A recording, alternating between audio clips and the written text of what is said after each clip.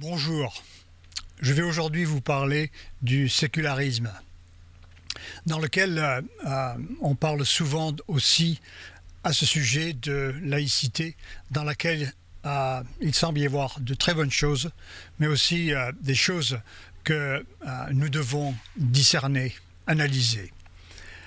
Le sécularisme, selon le dictionnaire de l'internaute, en politique, c'est le principe selon lequel les questions religieuses doivent être séparées de celles de l'État.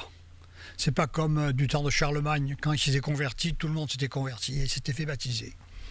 La liberté de culte n'est pas remise en cause, mais l'Église ne doit pas intervenir dans la politique.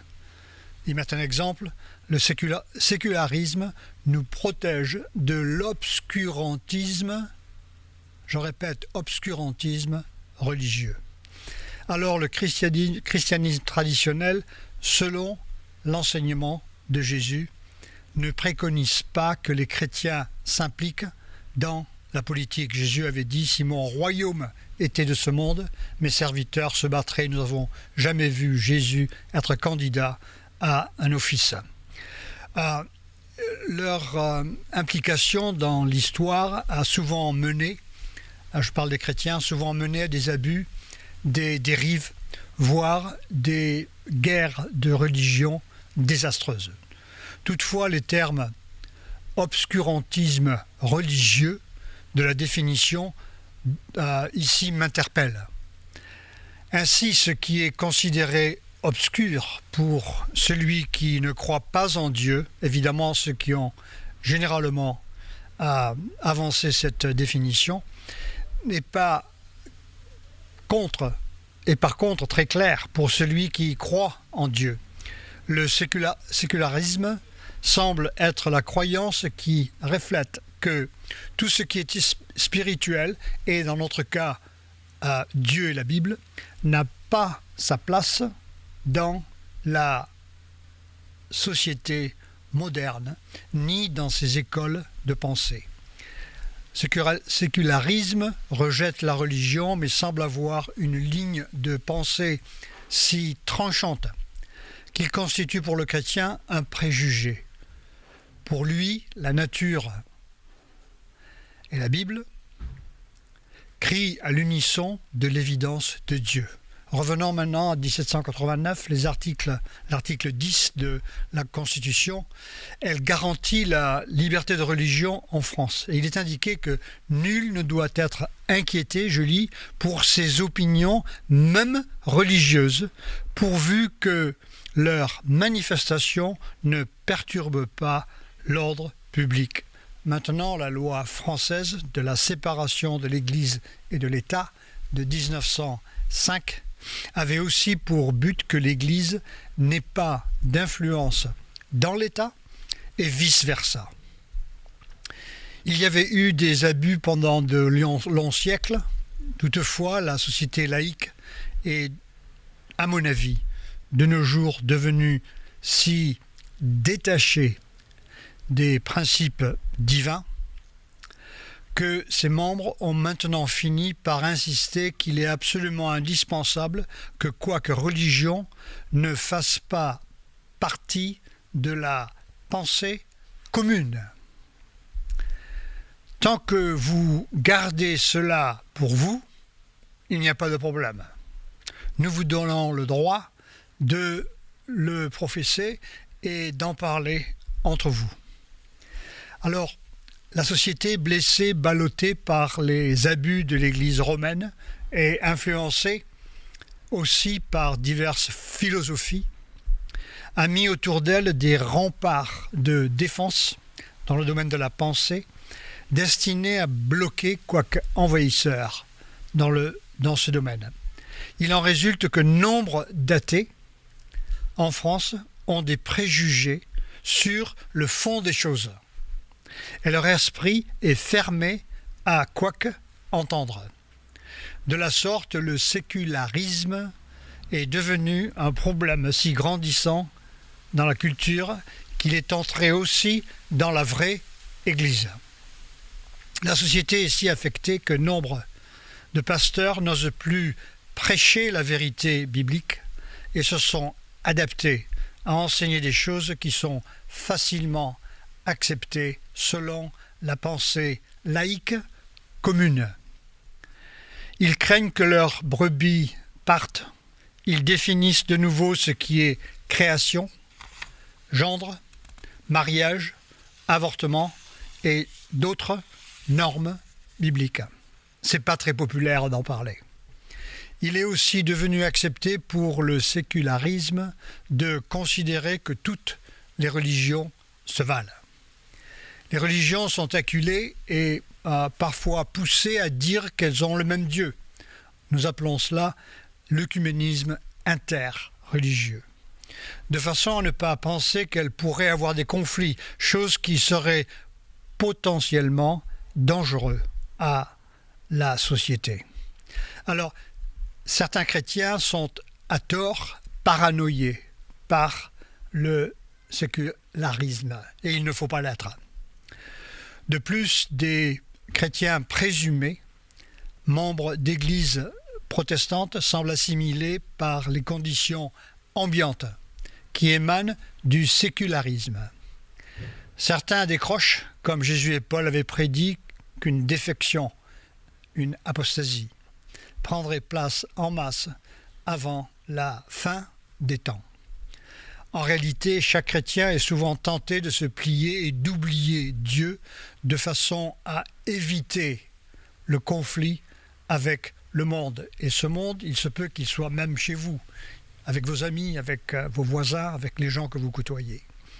Dans le Nouveau Testament, le monde résume les valeurs contraires à la Bible, comme par exemple l'argent, le bling-bling, les excès, les vices, etc. Nous devons discerner qu'il existe un monde spirituel qui est opposé à Dieu et son peuple. Il est animé par celui qui agit dans les ténèbres, tel un lion derrière un buisson.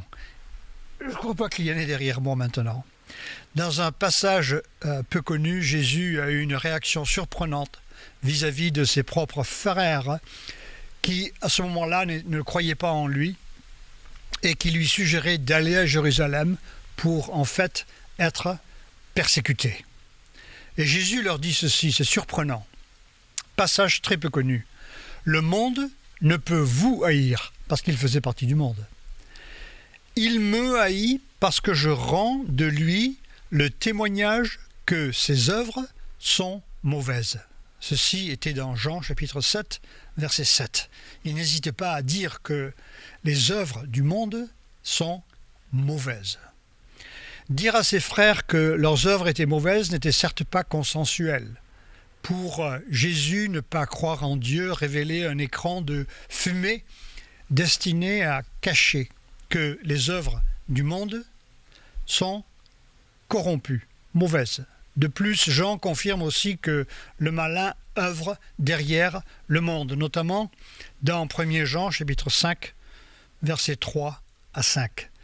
Car l'amour de Dieu consiste à garder ses commandements, et ses commandements ne sont pas pénibles, parce que tout ce qui est né de Dieu triomphe du monde. Et la victoire qui triomphe du monde, c'est notre foi. Qui est celui qui a triomphé du monde, sinon celui qui croit que Jésus est le Fils de Dieu? Dans 1 Jean 5, 19, il est indiqué « Nous savons que nous sommes de Dieu et que le monde entier est sous la puissance du malin. » Le sécularisme, je ne sais pas combien de fois je vais répéter ce mot, c'est pas évident à la fin, je crois que je vais y arriver.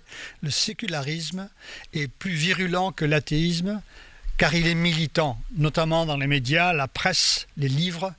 J'ai récemment lu un livre de Onfray qui dit que le christianisme est un chamanisme solaire.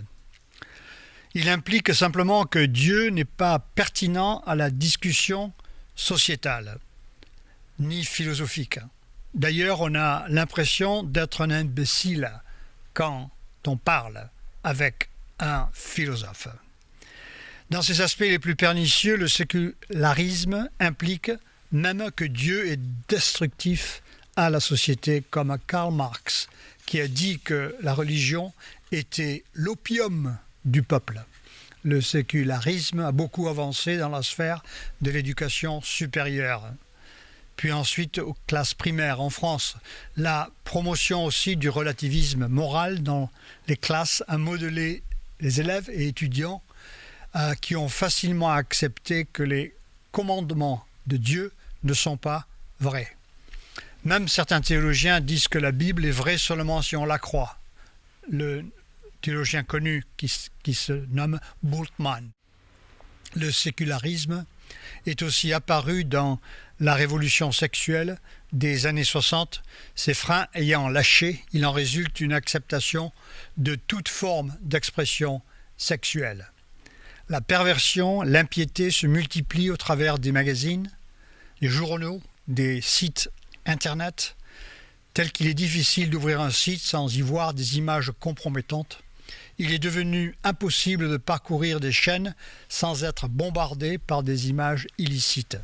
La violence s'est démultipliée exponentiellement sur les écrans et il n'est pas étonnant que ceux qui regardent s'y adonnent dans les rues. Qui est coupable? Est-ce que ce sont ceux qui produisent? Est-ce que ce sont ceux qui achètent la publicité? Est-ce que ce sont les acteurs, les actrices? Est-ce que ce sont les propriétaires de ces chaînes? Etc. Il est facile de trouver la réponse. Les images restent souvent dans l'esprit de certains, aussi nombre de chrétiens luttent aussi avec ces tentations.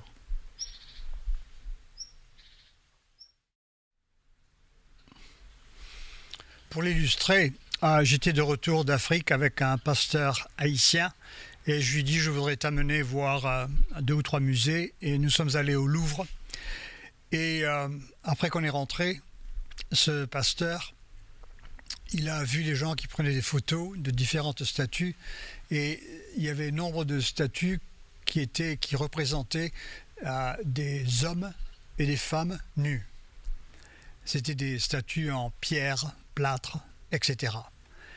Et après qu'on est sorti, le pasteur m'a dit « Tu sais ce que c'est ça ?» Il me dit, je dis « Quoi? Qu'est-ce que c'est ?» Il me dit « C'est de la pornographie. » Ah ben, je suis surpris d'entendre que le Louvre montre de la pornographie. Il me dit « Écoute, quand tu montres des hommes et des femmes nus, totalement nus, c'est de la pornographie. » Et quand j'y ai réfléchi, je me dis « Ah, il y a quelque chose à dire. » Et donc, le sécularisme aujourd'hui endorse des valeurs qui sont très probablement contraires à ce que la Bible nous dit à ce sujet. Dans Jean chapitre 8, il est indiqué, Jésus leur parla de nouveau et dit « Je suis la lumière du monde. Celui qui me suit ne marchera pas dans les ténèbres, mais il aura la lumière de la vie. » Dans un sens figuré, Paul dit que nous devons comprendre que nous sommes mariés à Christ. Unis à lui, esclaves du Christ, nous étions des esclaves du diable, ici esclaves dans le sens de l'obéissance. Nous devons, pour citer Paul, crucifier les mauvais désirs venant de nos pensées, de nos cœurs, de nos yeux et de nos oreilles. Nous devons absolument et sans cesse rester sur nos gardes. Pierre ajoute « Soumettez-vous au Seigneur et le diable fuira ». Le sécularisme reconnaît le monde matériel comme le seul monde qui existe. Il n'y a pas de monde spirituel ni de vie après. Dans ce monde, c'est la recherche du plaisir matériel qu'on appelle l'hédonisme. L'argent est roi. Paul dit que l'amour de l'argent, il ne dit pas l'argent, mais l'amour de l'argent est la racine de tout mal. Et il dit de ne pas se soucier de nos besoins financiers. Il dit Dieu pourvoira à tous vos besoins. L'abus du pouvoir est prince. Le succès matériel passe avant tout la télévision, la radio, l'Internet, les publicités, les films, etc. nous suggèrent d'acheter, acheter, acheter. Si vous écoutez tout ce qui vous demande d'acheter, vous ne pourrez évidemment pas le faire, mais ils disent d'acheter. Ces choses ont le danger de convaincre les chrétiens même d'oublier leur propre joie chrétienne. Car l'apôtre Paul nous demande d'être content avec ce qu'on a. Dans 1 Jean chapitre 2 verset 15, Jean dit « N'aimez point le monde, ni les choses de ce monde qui sont dans le monde. Si quelqu'un aime le monde, l'amour du Père n'est point en lui. » Dans Luc 9, 25, Jésus dit « Que servirait-il à un homme de gagner tout le monde s'il se détruisait ou se perdait lui-même » Dans Jacques 1, 27, il est indiqué « La religion pure et sans tache devant notre Père consiste à visiter les orphelins, les veuves, dans leur affliction, et à se préserver des souillures du monde. » Tout aussi important que de s'occuper des orphelins et des veuves. Se préserver des souillures du monde. Dans Luc 12, 33, 34, Jésus dit « Faites-vous des bourses qui ne s'usent point, un trésor inépuisable dans les cieux, où le voleur n'approche point et où la teigne ne détruit point, car là où est votre trésor, là sera votre cœur. » Le sécularisme essaie de nous faire oublier les réalités du monde spirituel. Dans la réalité spirituelle, Paul nous dit que notre lutte n'est pas contre la chair et le sang, mais contre les principautés dans les ténèbres.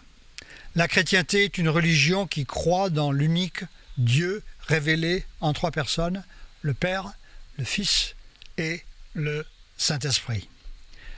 Aujourd'hui, quand vous avez une conversation avec un athée et vous mentionnez Jésus, typiquement, souvent, c'est comme si vous lui avez envoyé un seau d'eau glacée. Il n'aime pas entendre ce nom. Il est considéré comme mystique, superstitieux et obscur. Notre Dieu étant tout-puissant, nous croyons au surnaturel et au miracle. Dieu est un être spirituel qui a en fait, pour nous, créé, selon la Bible, les cieux et la terre par puissance, par miracle. Jésus, quand il est venu, il a changé l'eau en vin, il a marché sur l'eau, il a multiplié les pains et les poissons pour montrer qu'il était Dieu. Il faisait des miracles. Il en est de même pour la création. Toute la création a été un miracle. Nous croyons dans un monde réel au-delà de ce monde présent, dans la nouvelle terre. Nous croyons aux anges et aux démons qui sont réels, qu'ils existent. Il y en a quelques-uns par ici. Et sans doute là où vous êtes, vous qui m'écoutez, nous croyons au ciel et à l'enfer. Nous croyons que Christ reviendra sur terre. Nous croyons, comme Paul le dit, que tous les corps, tous les justes et tous les impies vont ressusciter. C'est dans Actes 24, 15. Tous les justes ressuscitent, mais aussi tous les injustes vont ressusciter. Même si nous perdons tout ce que nous possédons dans ce monde, notre vie inclus, nous avons tout car nous avons Dieu. Spirituellement, Jésus-Christ a triomphé sur le sécularisme. Le diable, qui est derrière le sécularisme, a été jugé. Sa fin approche, ses jours sont comptés, il ne lui reste que peu de temps. Si vous le suivez, arrêtez de le suivre. Et si vous continuez à le suivre, vous périrez avec lui. À bon entendeur, on dit en France, à bon entendeur, salut. Nous croyons que le Christ reviendra puis nous amènera à la nouvelle terre pour l'éternité. En attendant, prenons à cœur ce que dit ce psaume. J'espère en l'Éternel, mon âme espère et j'attends sa promesse. Finalement, Dieu ne nous laisse pas ici pour rester silencieux. Se taire et rester dans nos trous, mais plutôt pour parler de lui, ne déplaise à ceux qui nous demandent de ne point faire rayonner notre foi. Alors quand on nous dit « tu n'as pas le droit de me dire ce que je dois faire », non seulement nous avons le droit de le faire, mais nous avons aussi le devoir de le faire. Et ce n'est pas parce que quelqu'un n'est pas d'accord que nous ne devons pas le faire. Le mandat que Jésus nous a donné, c'est de le déclarer et de le dire. Alors, pour revenir à cette histoire de perturber l'ordre public, c'est extrêmement difficile à juger comment, quand une personne parle de Jésus, comment il perturbe l'ordre public. Mais nous savons que quand nous sommes chez nous, nous sommes dans une réunion, nous sommes au café, et que nous avons une conversation avec quelqu'un, il est évidemment tout à fait approprié de parler de Dieu, car nous ne perturbons pas l'ordre public. Ce qu'il y a, c'est qu'il est très curieux que Jésus nous a demandé de faire le contraire. Jésus a dit, il est écrit que Christ souffrirait, qu'il ressusciterait des morts le 3e jour et que la repentance et le pardon des péchés seraient prêchés en son nom à toutes les nations, à commencer par Jérusalem. D'autre part, Paul explique que par sa mort, Jésus était en train de réconcilier le monde avec lui-même. Certains qui adhèrent au sécularisme inclus. Dieu souhaite que nous les atteignions aussi car il a des brebis qui lui appartiennent parmi eux. La preuve étant que nous étions, nous aussi, dans le monde avant que l'Évangile nous atteigne. Dans 2 Corinthiens, chapitre 5, versets 18 à 20, l'apôtre Paul dit ceci, « Et tout cela vient de Dieu, qui nous a réconciliés avec lui par Christ et qui nous a donné le ministère de la réconciliation. Car Dieu était en Christ réconciliant le monde avec lui-même et n'imputant point aux hommes leurs offenses, et il a mis en nous la parole de la réconciliation. Nous faisons donc des fonctions d'ambassadeurs pour Christ, comme si Dieu exhortait par nous. » Je me souviens, j'étais à Los Angeles et j'étais allé à un déjeuner où il y avait l'ambassadeur de France qui parlait. Il avait fait un speech et j'étais vraiment impressionné par sa connaissance approfondie de la culture américaine. Il pouvait même imiter certains accents du Sud en Amérique, aux États-Unis. Et donc, j'ai vu cette expression qu'il avait. C'était absolument intéressant de voir cela. Et j'ai aussi remarqué que dans les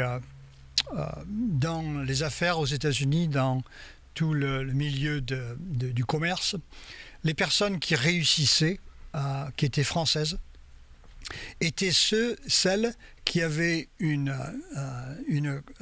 connaissance, maîtrise de la langue anglaise plus élevée que les autres. Et cet ambassadeur était extrêmement éloquent. Et je me souviens l'avoir écouté, et dans l'après-midi, je suis allé au 2e sous-sol. C'était avant que j'étais chrétien. Je travaillais pour une société d'investissement. Et je me souviens, c'est là où je me faisais cirer les chaussures. Et il y avait un Africain-Américain qui m'a ciré les souliers. Et c'était l'habitude là-bas, dans nos sociétés et dans les commerces que nous avions. Et cette personne qui était un chrétien, il m'a dit « Je suis un ambassadeur pour Christ ». C'était curieux pour moi d'entendre ça parce que je venais de voir l'ambassadeur de France à Los Angeles, à l'hôtel Biltmore. Il m'a dit « Je suis un ambassadeur et j'ai un message pour toi. Tu dois te repentir. Dieu veut pardonner tes péchés et tu dois le suivre. » Et je me disais comment quelqu'un qui est sans éducation, qui travaille à cirer les souliers, africain-américain au deuxième sous-sol, avait un message en qualité d'ambassadeur qui venait de plus haut que l'ambassadeur de France. Et cela m'a fasciné. Et ça m'a vraiment touché, ce qu'il m'a dit. Et ensuite, Paul dit ici, ambassadeur pour Christ, comme si Dieu exhortait par nous, nous vous en supplions au nom de Christ, soyez réconciliés avec Dieu. Et c'est ce à quoi je vous exhorte si vous n'avez pas été réconciliés aujourd'hui.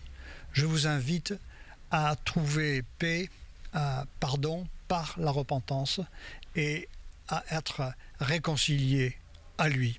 Le moment le plus important qui s'est passé dans toute l'histoire de l'homme, ce n'est pas une parole de philosophe, mais c'est une parole de chrétien. C'est ce qui s'est passé quand Jésus est monté à la Via Dolorosa, il est allé à Golgotha, au calvaire, et ils l'ont mis par terre et ils l'ont crucifié. Et ils ont levé la croix et il est resté là de 9h du matin jusqu'à 3h de l'après-midi. Et les gouttes de sang qui ont coulé, elles ont coulé pour tous ceux qui viennent à Dieu. Et aujourd'hui, si vous entendez cela, soyez réconciliés à cette personne qui est venue avec une philosophie qui est supérieure, à mon avis, à toutes les philosophies. Car l'apôtre Paul dit que la sagesse, la vraie sagesse de Dieu, c'est Christ crucifié. Que Dieu vous bénisse.